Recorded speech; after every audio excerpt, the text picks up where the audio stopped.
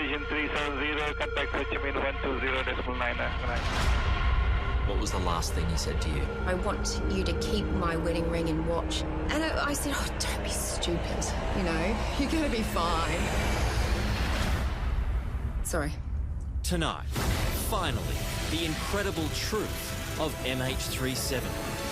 So do you know where it is? Yeah, I'll bet my house on. Step by step, The whole rubber jungle comes down. Everybody's got a mask. the mystery decoded. You lose what's called useful consciousness. A significant height variation was recorded. Was that the moment we can assume that the passengers were killed? The experts and the shocking new evidence. Did they ever mention fire on board, hijack, terrorism? A revelation from a Prime Minister I want to be absolutely crystal clear. that will send shockwaves around the world. It was understood at the highest levels that this was almost certainly. If that's true, then that would have to point to some kind of cover-up. A jaw-dropping bombshell. We also tracked down the mystery woman, a woman about 20 years his junior. Maybe he wasn't a good family man? 2 days before the flight, she sent him a message. For the first time, The government says it looked at all possible theories. Well, they haven't. the answer to the question Where is the wreckage? the whole world is asking. This is a piece of a seat from the main cabin I'm holding right in my hands. Command Malaysian 370.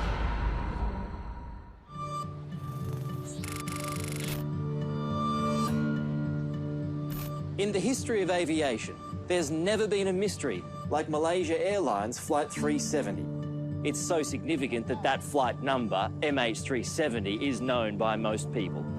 It was a modern passenger aircraft that took off from this runway in Kuala Lumpur on the 8th of March 2014 and simply vanished from the radars with its pilots, its crew and its passengers on board.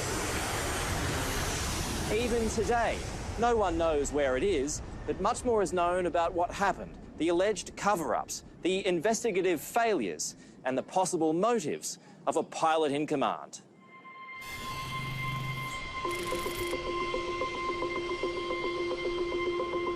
It's a balmy evening with a moonlit, cloudless sky, and it's business as usual at Kuala Lumpur International Airport.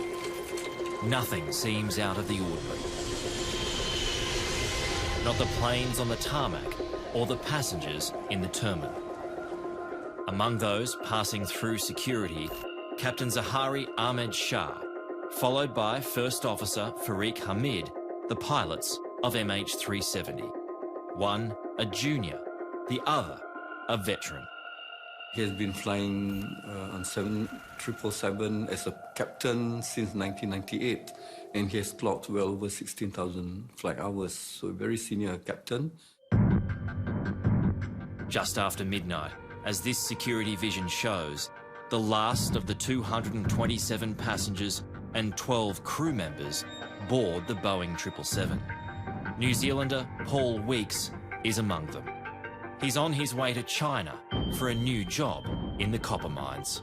I know he sent an email to his brother saying he had taken a sleeping tablet and had some brandy in the business class lounge, and he was ready to just relax and sit back and have a nice sleep. It's the last time Paul or anyone else on board will ever be seen again. 370, 3 to right of takeoff. Nice. 3 to right, Malaysia, Malaysia 37. At 12:42 in the morning, local time, Malaysia Airlines Flight 370 leaves the runway.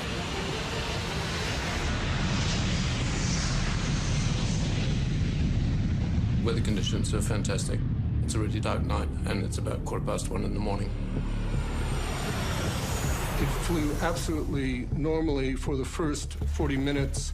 There are a couple of interchanges about altitude, which are absolutely standard. Malaysian 370, Lumpur radar, good morning. Climb flight level 250. Morning, level 250, Malaysian 370. This was after midnight. Most people on board would have had their meal and be probably going to sleep. Malaysian 370, maintaining level 350. Malaysian 370. To all appearances, quite normal to start off with, until they got to the border area between the airspace in Malaysia and Vietnam. 40 minutes into the flight, a whole lot of things happened in very rapid succession.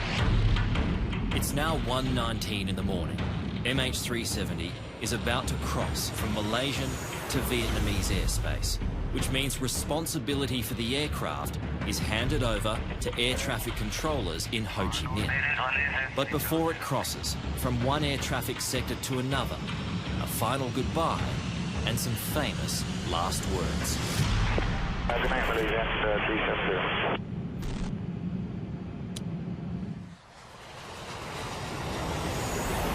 Good night, Malaysia 370 were the last words heard from anyone on that flight. And at the same time, the plane disappeared from radar screens. It's 2:30 in the morning, an hour after the plane disappears, and an urgent call is made to the crisis coordinator of Malaysia Airlines. The ops manager told me that we have lost contact with MH370. How are you feeling at that point? I felt that something is seriously wrong. So immediately I triggered a code red alert. Code red. Alert, yeah? Fuad Sharuji has worked for Malaysia Airlines for 43 years. An early morning phone call isn't unusual, but a lost plane certainly is. The aircraft was supposed to land in Beijing at 6:30 a.m. So were you still hoping that MH370 would still arrive in Beijing? Yes. 6:30 a.m. in Beijing, when the plane should have landed. Delayed flashes on the arrivals board. Panic sets in. The last point of contact is over the South China Sea, so that's where a search is launched. That was the last known location. So our assumption is that the aircraft has probably gone down in South China Sea, and for whatever reasons that we cannot explain, we do not know. Fuad Sharuji's next task is the toughest of all, to find and tell family members the plane carrying their loved ones has vanished. We do not have the contacts of the families. So that was a challenge, a real challenge. No one in Australia gets the courtesy of a call from the airline. Danica Weeks is told by a reporter her husband is missing. I got a call from a lady in New Zealand and she asked for Paul. And I said, oh, no, sorry, look, he's on a plane to Beijing at the moment. And she said, so you don't know? And I said, well, no. And she goes, there's been an incident with the plane. Sorry. So obviously I just assumed it was a crash. I dropped the phone. All I remember is running into the backyard, screaming. Jeanette Maguire gets a dreadful call too about her sister Kathy and brother-in-law Bob. I hung up the phone and then my husband's asking me, what is it? And I couldn't talk. And I was just the TV, the news, and then it was all over the TV. Relatives are staying close to airports in Beijing and Kuala Lumpur, awaiting any word of what's happened to their loved ones. And they had the simulation of the flight on the screen. It was due to land in Beijing at 6:30 a.m. And my two boys were just looking at just like, what's going on? And I've said that's Cat and Bob's flight. No news, no nothing, so still waiting. And I went outside to ring my sister Eileen. And as soon as I heard her voice, I lost it. I went from this very controlled person to, I was screaming, absolutely screaming into the phone. It's Saturday morning in Canberra, and reports of the missing plane are filtering through to our politicians. 239 lives feared lost, including 6 Australians. I think I probably heard it on the news like everyone else, first of all, and then my department certainly briefed me about what was happening. It was reported as disappearing between Kuala Lumpur and Beijing. And I thought, well, that's strange. At first, the investigation is expected to be fairly routine. There's been several cases of aircraft going down over water. Most classic one was Air France 447 in the South Atlantic, and we assumed at that point, on the absence of any other information, that it was most likely that sort of event. Australia's Prime Minister at the time is Tony Abbott. I rang the Malaysian Prime Minister and I offered Australian assistance. At that stage, we thought that the plane had disappeared somewhere in the South China Sea. There are sightings of oil slicks off Vietnam and possible floating debris, but all prove false. We have not found any wreckage, no wreckage whatsoever. Warren Truss is Tony Abbott's deputy and Transport Minister. Australia immediately deployed resources to assist with the search in the waters near Vietnam, and we were a part of something like 30 nations involved in that search in those early days. The search finds nothing because MH370 isn't in the South China Sea. Primary radar records and Air Force data reveal when communication is lost, the plane turns back to Malaysia and flies for several more hours. We are ending our operations in South China Sea and reassessing the redeployment of our assets. When MH370 crosses from Malaysian to Vietnamese airspace, there is a catalogue of errors by air traffic controllers from both countries that coincide with some very deliberate actions in the air.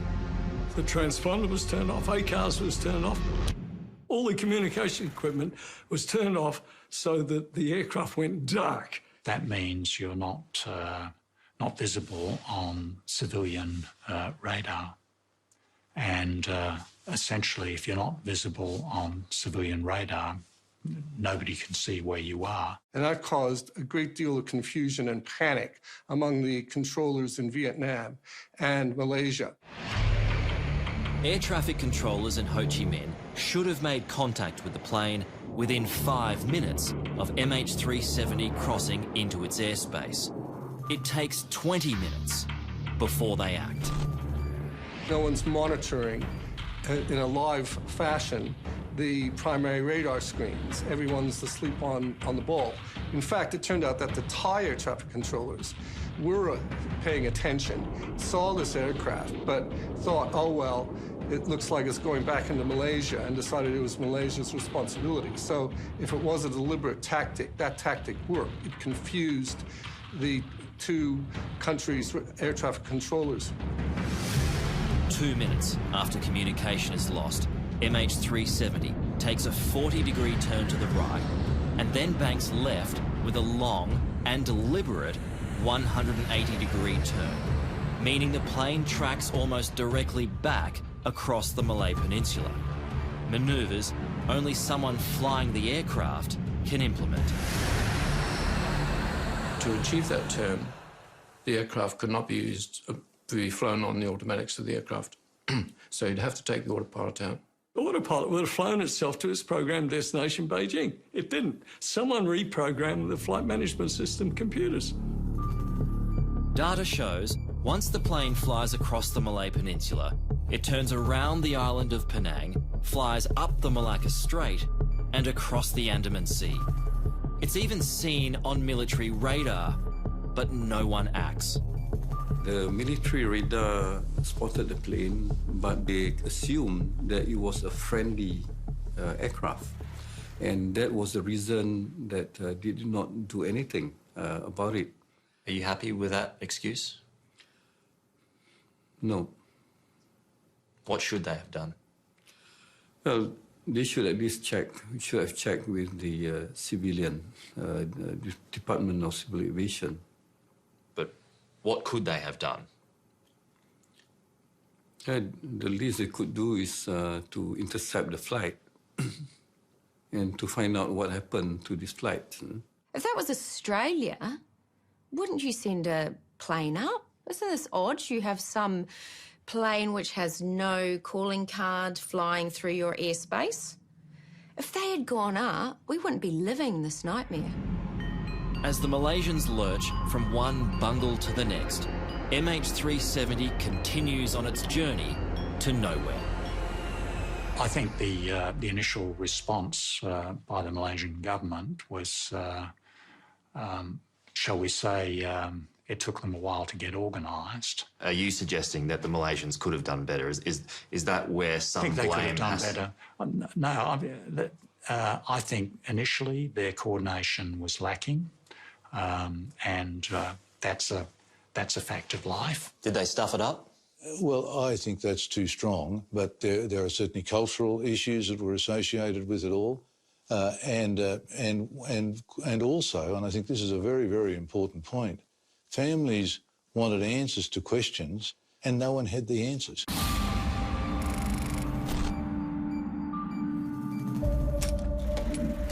When MH370 first disappears, terrorism is immediately suspected. But could it be one of the pilots or one of the passengers? In the government's official report, it referred to the potential of a third party being involved. What was the third party, or who was the third party? The third party could be anyone else apart from the crew who actually entered the cockpit and took control of the aircraft. What do you think the chances are of that? Well, there is, again, another probability. There is a possibility that it can happen. This idea is seriously considered. There are 2 Iranian citizens travelling on false passports. But that possibility is discounted by experienced pilot Byron Bailey. Well, you're saying in that 2 minutes from when the captain said goodnight, we'd had to get past the cabin crew, through a locked reinforced door, overpower the pilots, remove a pilot from his seat, get in the seat, turn everything off, and then commence a manually flown turn. And he would have to have been a very, very experienced Boeing 777 pilot to do that, all within 2 minutes. Not possible. Not possible.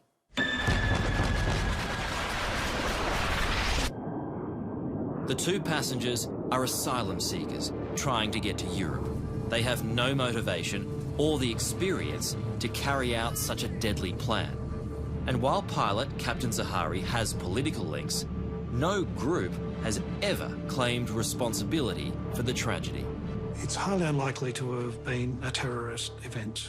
The nature of terrorism is such that terrorists will claim credit for these sorts of things because creating terror in the minds of the public is the key objective. No one has claimed any credit, no terrorist organisation. If it had been an individual terrorist who had planned this and executed it, then they would have left behind some sort of evidence pointing to this. Otherwise, it's pointless. The search is expanded to cover the east and west of the Malay Peninsula, and the focus shifts to a potential fire.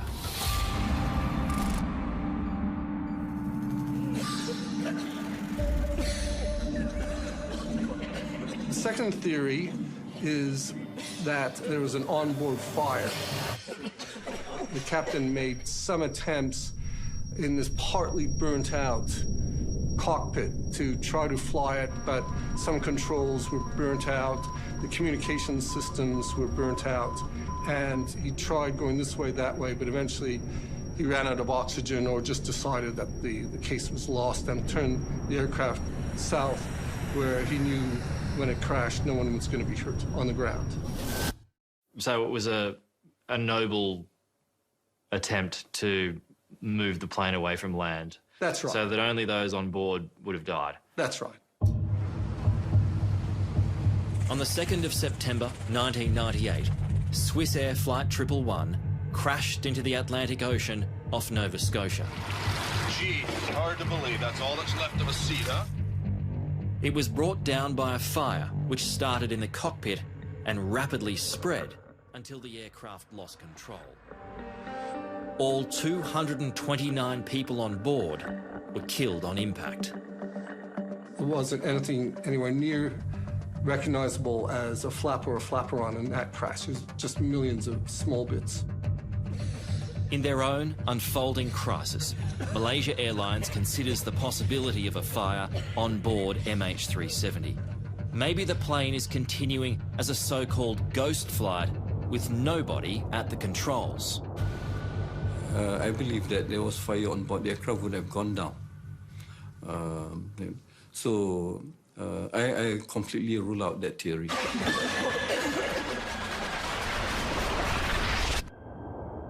There's nothing in those accident-type scenarios, fire scenarios, that explains the observed flight path of the aircraft. So, the search continues with feverish speculation, wild accusations, and not one credible answer. There was no logical place it could have landed safely without people knowing about it, so I guess we assumed immediately that it was lost. The idea that more than 200 people have just disappeared, literally disappeared off the face of the earth, it's haunting, absolutely haunting. Coming up. There is this system which not even pilots knew about. In this case, about every hour, there's a satellite handshake. The aircraft will send a signal to the satellite.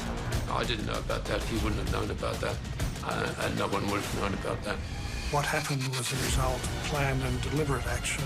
It's very straightforward. You reach up and you press a button, then the plane will decompress, rendering everyone in the cabin unconscious.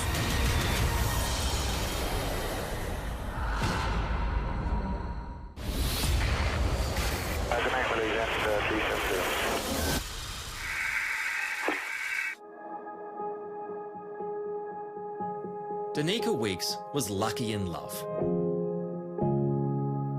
She was a young traveller out for adventure when she met Paul, the man of her dreams. He was an amazing man, extremely intelligent, tough. He was from the New Zealand Army. We met in the Hofbrau house at Munich Beer Fest, moved in 2 weeks later, and look, it was love straight off the bat. It may have been a whirlwind romance, but it led to a wedding and 2 little boys. Paul and Danica were together for 14 years. I'd like you all now to raise your glasses and join me in a toast to my beautiful bride, Danica. They had planned on celebrating their 10th wedding anniversary by watching this video. It was one of their many plans that would never happen. We had plans that we were going to live down the road from the boys when they were older, whether they liked it or not. And all these plans we had, and he had this amazing job, and life was good for us. It was really good. He was an incredible man. You moved in quickly. What was it about him that struck you that you thought, well, this guy's a keeper? Oh, everything about him just drew me to him. Incredible man, beautiful family man too. I knew he'd be amazing with children, and he was with the boys. Paul Weeks was on his way to China to work in the Rio Tinto copper mines in Mongolia after an induction course in Beijing. It was his first trip, and he was excited. This is Paul playing music with his young sons the day before he left. Like before he left, we were sitting outside having a glass of red wine together in Perth, and he said to me, I am so happy right now. He said, I have you, I have the boys, I have this amazing job that's ahead of me. He was so excited, and that's the one thing I hold on to. Paul would still be alive if he caught the plane he was supposed to. Fate dealt a cruel hand after a late flight change. At first, he was booked on Cathay Pacific, and it was only a day and a half before he got on the flight that it changed to Malaysian Airlines. What was the last thing he said to you? When he was heading off to Mongolia, he said, look, I can't wear my wedding ring and watch on site. Obviously, they're not allowed to, working with big machinery. And he said, so I want you to keep my wedding ring and watch and give the ring to the first son that gets married and the watch to the second son. And I said, oh, don't be stupid, you know.